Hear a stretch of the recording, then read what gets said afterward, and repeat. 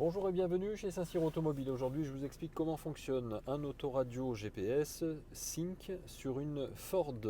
En l'occurrence, on est sur une C-Max. Alors tout d'abord, vous êtes sur un écran tactile, donc ça veut dire que vous allez pouvoir utiliser le tactile directement ici avec la petite maison pour revenir sur le menu principal. Vous aurez ici sur la première touche soit la radio, soit la clé USB.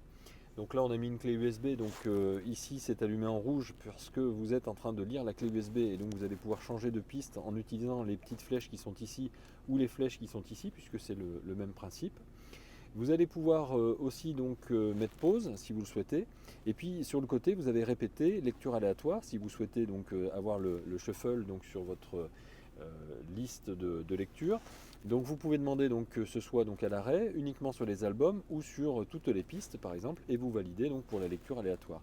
Vous rappuyez dessus et vous mettez arrêter si vous souhaitez arrêter. Vous avez plus d'infos ici avec le petit onglet. Alors plus d'infos, ça vous ouvre un autre masque qui vous permet d'avoir ici la petite jaquette de la musique que vous êtes en train d'écouter, le nom de l'artiste, l'album que vous êtes en train d'écouter. Si jamais vous avez les infos, elles s'inscrivent ici. Vous pouvez me faire marche arrière avec la petite flèche retour. Et vous avez l'onglet ici options qui vous permettra de régler le son. C'est-à-dire vous allez pouvoir régler plus de basse, plus d'aigus, ou enfin plus ou moins d'ailleurs, puisque vous avez la répartition ici. Vous avez le réglage de la répartition dans le véhicule, à l'avant ou à l'arrière, si jamais vous voulez avoir les haut-parleurs uniquement à l'avant ou répartis uniquement sur tout le véhicule, et puis bien sûr à gauche et à droite. Vous aurez aussi ici réglage disposition, DSP, tous ou conducteur. Conducteur, ça veut dire que le réglage du son se fait pour que le conducteur puisse entendre au mieux le stéréo, c'est-à-dire que vous aurez un petit peu plus de haut-parleurs sur la partie droite et un petit peu moins sur la partie gauche. Tout ça se fait avec un réglage qui est déjà un pré-réglage. Si vous voulez revenir en arrière, vous allez pouvoir à nouveau appuyer sur la petite maison et vous rappuyez sur l'onglet en bas à gauche pour ce qui est de la radio et de la clé USB pour passer en mode CD si jamais vous avez inséré un CD dans votre autoradio, et sinon vous pouvez passer en mode FM pour avoir la radio. La radio, tout simplement, vous avez des réglages aussi sur le côté ici, avec le réglage du TA, ce qui est le trafic autoroutier, si vous voulez que votre voiture arrête la radio qui est en cours de lecture pour mettre les informations routières lorsque vous êtes sur une autoroute. Balayage, c'est ce qui va vous permettre en fait de balayer toutes les fréquences de station de façon à vous montrer tout ce que la radio est capable de capter à l'instant T. Vous aurez aussi les options ici, les options qui vous permettront, comme on l'a vu pour le lecteur de la clé USB, les réglages de son avec les basses, les aigus et les médiums, le réglage de balance et de répartition et le réglage de disposition pour le conducteur ou pour tous les passagers au niveau des haut-parleurs.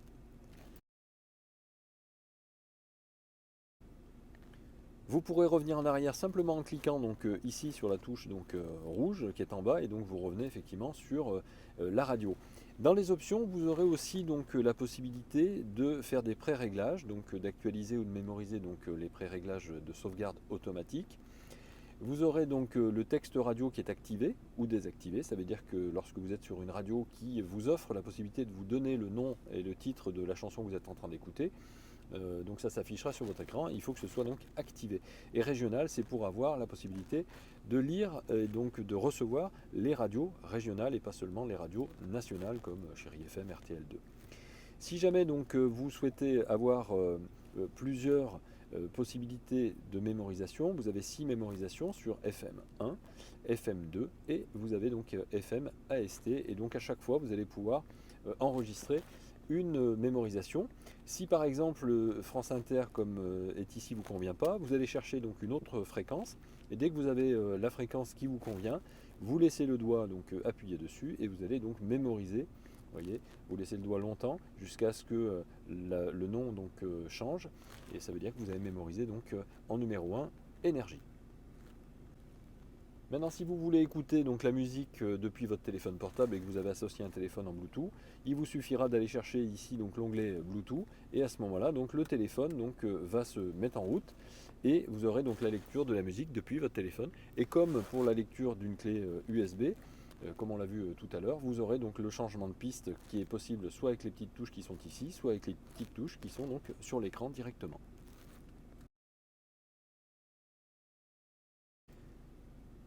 On va passer donc au réglage du GPS. Donc ici vous avez donc la navigation. Vous voyez, donc tout à l'heure on était donc sur le divertissement, c'est-à-dire sur la radio.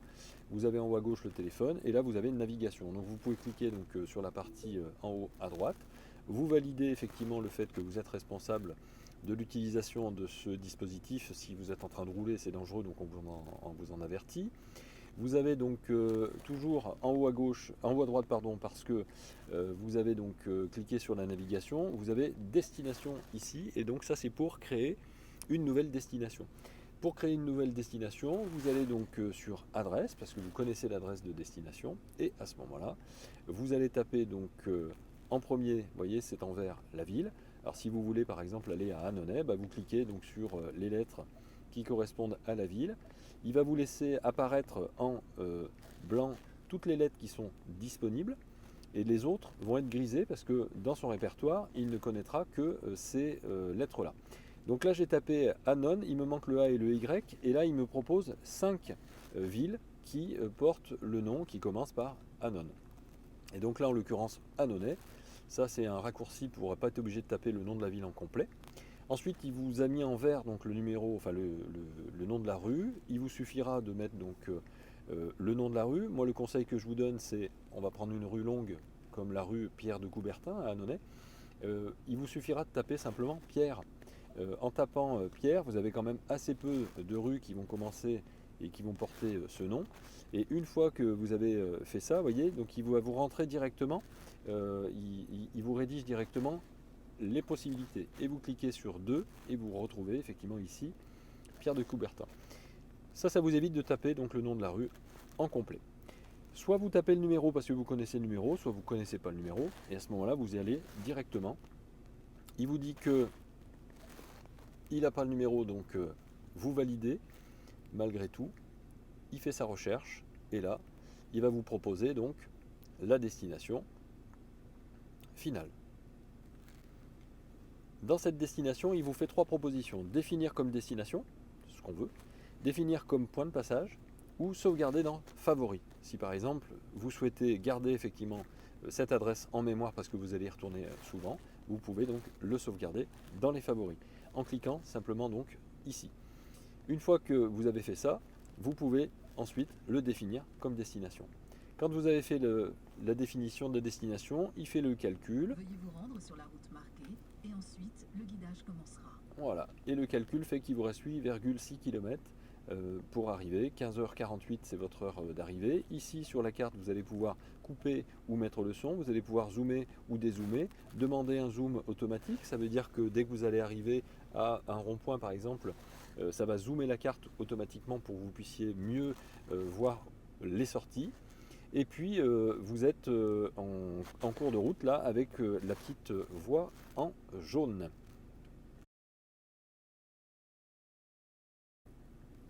Maintenant, si vous voulez donc arrêter le guidage, vous allez à nouveau dans destination, et puis à ce moment-là, vous allez aller donc ici sur annuler route. Et à ce moment-là, vous validez et vous avez annulé votre guidage.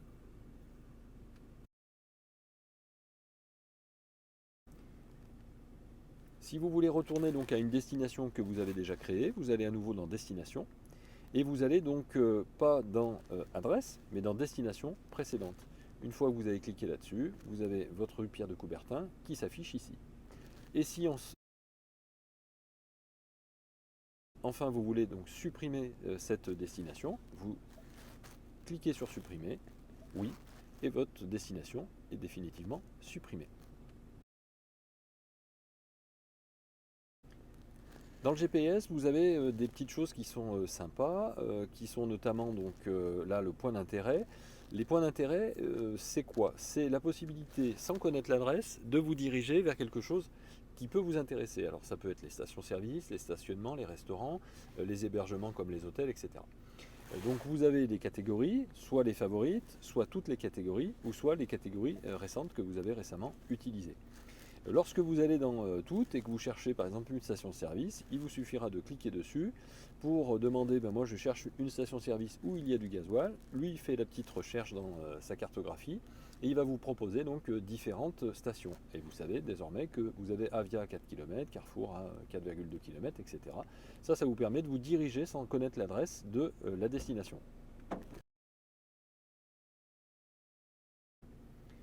Donc voilà pour les points d'intérêt, vous pouvez faire marche arrière, vous retournez donc sur l'écran de destination.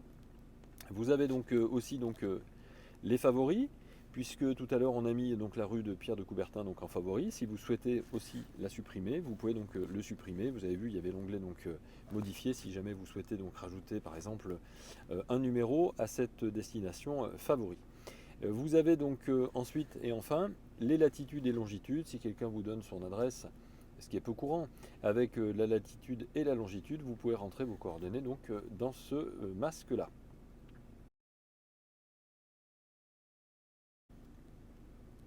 Après donc vous avez le petit menu ici. Dans le menu donc vous avez les réglages de la navigation. Alors les réglages de la navigation, c'est les préférences de la carte. Si vous souhaitez donc que cette carte soit avec un fil d'Ariane, avec un format de liste de virages, avec des notifications de points d'intérêt de stationnement. Donc à ce moment-là, vous allez donc activer ou désactiver vos préférences de la carte. Vous allez pouvoir aussi, sur les préférences de route, choisir donc une route avec une destination donc toujours plus rapide, ou alors écologique, ou alors plus courte. C'est-à-dire plus courte, c'est en nombre de kilomètres, plus rapide, c'est en temps, et écologique, c'est pour éviter principalement les routes à péage. Vous avez donc toujours utilisé les routes préférées, pénalité donc horaire éco, basse, moyenne ou élevée, c'est-à-dire que vous demandez effectivement à ne pas être pénalisé en fait par cet horaire écologique. Vous pouvez éviter les autoroutes si vous activez et éviter donc les routes à péage si vous activez. Vous avez donc le petit ascenseur ici qui vous permet de descendre ici, et ça c'est pareil, éviter donc les tunnels ou éviter donc les ferries, donc vous pouvez activer ou désactiver cette option. On revient en arrière, vous avez donc ici les préférences de navigation avec les messages de guidage vocaux, seulement par tonalité, ou vocaux et tonalité, vous pouvez avoir les deux. Remplir automatiquement le pays, donc activé, c'est-à-dire qu'une fois que vous avez choisi par exemple la cartographie France, ça remplira automatiquement France, sauf si vous changez et que par exemple vous partez en Espagne, à ce moment-là vous êtes obligé de changer le pays en amont. Sinon, on va vous demander, même pour une cartographie France, de mettre le pays à chaque fois. Attention danger, donc vous pouvez effectivement désactiver ou alors avoir un visuel ou un visuel et une tonalité, c'est-à-dire le danger c'est que sur cette cartographie il a été donc entré des endroits donc sur la carte qui sont des zones à risque parce qu'il y a eu des accidents ou parce que par exemple il y a des radars qui ont été figés donc à cet emplacement là parce que c'est des zones accidentogènes, et à ce moment là donc vous pouvez demander donc soit de les activer soit d'avoir l'information. Vous aurez enfin donc les préférences de circulation, et à ce moment là dans ce masque là vous allez pouvoir donc éviter les problèmes de circulation soit automatiques soit manuels. Vous avez fait un parcours et dans ce parcours il y a des bouchons. Votre voiture va vous proposer d'éviter les problèmes de circulation puisque vous êtes en manuel. Si vous êtes en automatique, au lieu de vous le proposer, il va changer automatiquement le parcours pour vous faire éviter les bouchons. La notification d'alerte de circulation, donc pareil, activée ou désactivée, donc c'est pour vous dire, attention, là il y aura une alerte de circulation, pareil pour les accidents, pareil pour les bouchons, pour les routes fermées, et avec le petit ascenseur, vous pouvez descendre sur les alertes brouillard, etc. etc.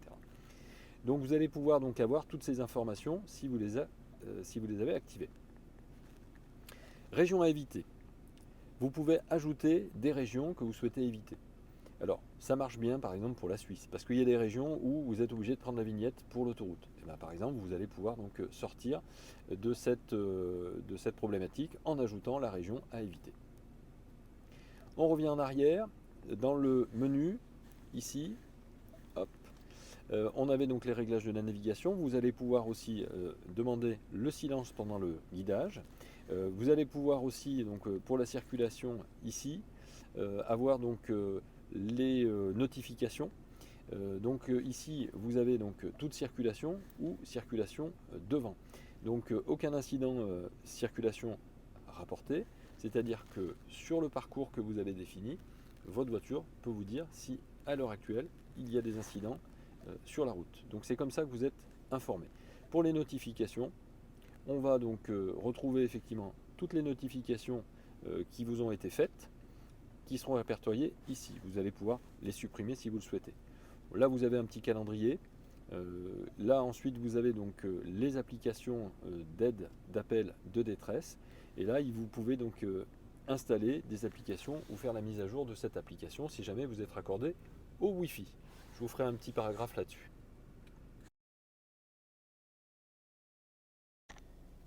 On va passer aux paramètres. Les paramètres, donc vous avez la petite roue crantée ici, vous cliquez dessus et puis donc vous avez donc l'horloge en premier. Lorsque vous êtes sur l'horloge, donc vous allez donc modifier les heures et les minutes ici. Vous avez l'affichage de l'horloge donc pour l'heure. Vous allez pouvoir faire la même chose pour la date. Vous avez la température extérieure qui peut être activée. Lorsque vous avez la température extérieure et qu'on n'est pas dans ce masque là, vous avez donc la température qui s'affiche en haut à gauche. Le format de l'horloge qui est en 12 ou en 24 heures en fonction de là où vous avez cliqué, le réglage de l'horloge sur l'heure du GPS. Là vous pouvez donc réinitialiser si vous le souhaitez. Et là, en faisant ça, votre heure a été modifiée par rapport à l'heure qui est dans le GPS. Donc vous avez une heure qui est forcément plus précise. Au niveau de l'affichage, vous allez pouvoir régler donc les différents affichages, donc la luminosité de l'écran évidemment, donc avec le plus et le moins donc, qui sont ici. Le mode auto, c'est ce que je vous conseille. Auto, ça veut dire que si vos feux sont éclairés, votre luminosité va être plus faible, puisque ça veut dire que vous êtes en pleine nuit. Et si vous êtes donc en plein jour tout le temps, c'est-à-dire que même la nuit, vous aurez toujours ce même mode d'éclairage. Modifier le fond d'écran, ça c'est le petit gadget qui vous permet effectivement de mettre une photo. Vous allez mettre une photo sur une clé USB et puis vous allez ajouter votre photo donc en cliquant donc, ici. Et là donc il vous dit que le format ce sera que du JPEG, du GIF ou du PNG, BMP. Mais une fois que vous avez fait ça, vous pourrez effectivement rentrer donc, votre photo depuis la clé USB. Ensuite, on revient en arrière, vous avez donc le son, c'est ce qu'on a vu tout à l'heure donc pour les réglages de son, basse, aigu, médium, donc dans tous les dispositifs de radio, de Bluetooth ou de clé USB. Vous avez sur le véhicule ici activé le mode valet, donc c'est pour verrouiller en fait votre écran, donc vous allez mettre un code à 4 chiffres pour que lorsque vous allez prêter votre véhicule à quelqu'un, il n'aura pas accès effectivement aux données que vous avez dans votre véhicule. Alors je mets non pour ne pas l'activer. Et ensuite vous avez donc les réglages du système. Le réglage du système vous permettra toujours de régler donc la langue, la distance, parce que demain vous partez donc en Angleterre, vous pourrez vous mettre en miles, en Fahrenheit pour être comme tout le monde. Vous avez le volume, donc message système que vous allez pouvoir modifier plus ou moins fort. Le bip de touche d'écran donc tactile, c'est-à-dire qu'à chaque fois que je vais appuyer donc, sur l'écran, vous voyez on entend un petit bip, donc c'est là où vous allez pouvoir le mettre ou l'enlever. La disposition du clavier, ça c'est ce qui va vous permettre lorsque vous êtes en train de taper par exemple une destination dans le GPS. Vous avez donc le clavier ABC ou le clavier QWERTY. Il n'y a pas de clavier AZERTY sur ces Ford. Et ensuite, vous avez la possibilité de faire la réinitialisation générale. Je fais non. Mais si vous faites ça, eh bien vous enlevez toutes les données de votre véhicule et ce qui permet de vendre votre voiture sans que vous ayez laissé une trace de vos données personnelles. Après le système, vous avez donc le contrôle de la voix.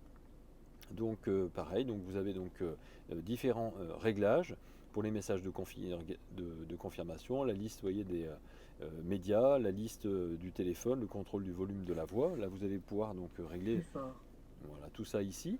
Ensuite vous avez donc en dessous le lecteur multimédia, c'est la fameuse clé USB, ou si jamais vous avez mis un dispositif comme un iPhone, c'est aussi un lecteur multimédia. Vous pouvez activer donc la lecture automatique, c'est-à-dire dès que vous branchez, ça se lit tout seul, plutôt que d'être obligé d'aller changer la source. Vous avez l'info donnée, la gestion média, donc ça c'est pour les initiés, et puis donc l'affichage de la pochette, ce qu'on a vu tout à l'heure, c'est-à-dire que si votre musique dans votre clé USB a la pochette, donc la vignette en fait du CD par exemple, elle s'affichera donc sur l'écran, si c'est activé bien sûr. Pour la navigation, donc les petits réglages de la navigation, c'est ce qu'on a vu tout à l'heure dans la navigation, donc c'est exactement la même chose, les régions à éviter, les préférences de circulation, donc ça je ne vous refais pas l'article parce que vous l'avez dans le chapitre de la navigation. Le téléphone, c'est pareil, donc on retrouve exactement les mêmes dispositifs que quand on associe donc un téléphone portable donc à votre véhicule. Donc, et enfin, donc, le sans fil et Internet, là par contre, on ne l'a pas vu tout à l'heure, c'est tout simplement la possibilité de régler un Wi-Fi dans la voiture. C'est-à-dire que vous avez votre autoradio qui peut se connecter soit au réseau Wi-Fi de la maison, parce que vous êtes en train de faire des mises à jour sur votre poste autoradio.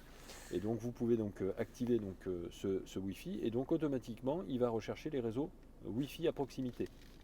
S'il en trouve un, que vous n'êtes pas trop loin de votre maison avec la box de la maison, il va vous le trouver ici, vous mettra la possibilité de mettre votre code Wi-Fi de la maison, et à ce moment-là, votre voiture sera connectée au Wi-Fi. A l'inverse, si vous êtes en train de rouler et que vous voulez partager la connexion de votre téléphone avec vos enfants qui sont derrière, parce qu'ils n'ont pas de forfait, par exemple, sur leur téléphone, vous allez pouvoir utiliser votre Wi-Fi effectivement de téléphone pour partager votre donnée data de votre téléphone portable. Donc mode passerelle, c'est ça, c'est ce dont je suis en train de vous parler, c'est ce qu'on appelle le point d'accès. Et à ce moment-là, donc le point d'accès, il va chercher effectivement à accéder donc à votre téléphone. Et ensuite, donc le nom de la passerelle s'appellera toujours donc Sync pour pouvoir faire une association entre téléphones.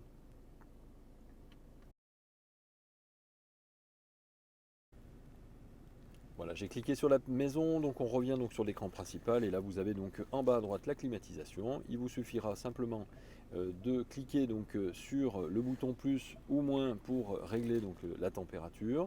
La climatisation, vous pouvez donc lui demander d'être en automatique et donc c'est elle qui va valider automatiquement les réglages de hauteur de flux d'air, ou si vous le souhaitez, vous pourrez effectivement le faire de façon donc manuelle. Manuel, ça veut dire aussi que vous pourrez régler donc ici la ventilation de votre climatisation. Lorsque Dual est activé, vous avez donc à gauche et à droite donc deux températures qui sont distinctes. Quand Dual n'est pas validé, lorsque vous réglez donc la température à gauche, eh bien ça règle aussi la température à droite. Ça sert uniquement aux conducteurs qui sont seuls dans la voiture. Au lieu de changer les deux côtés, vous n'avez pas besoin de changer les deux côtés, vous changez qu'un seul côté à la fois.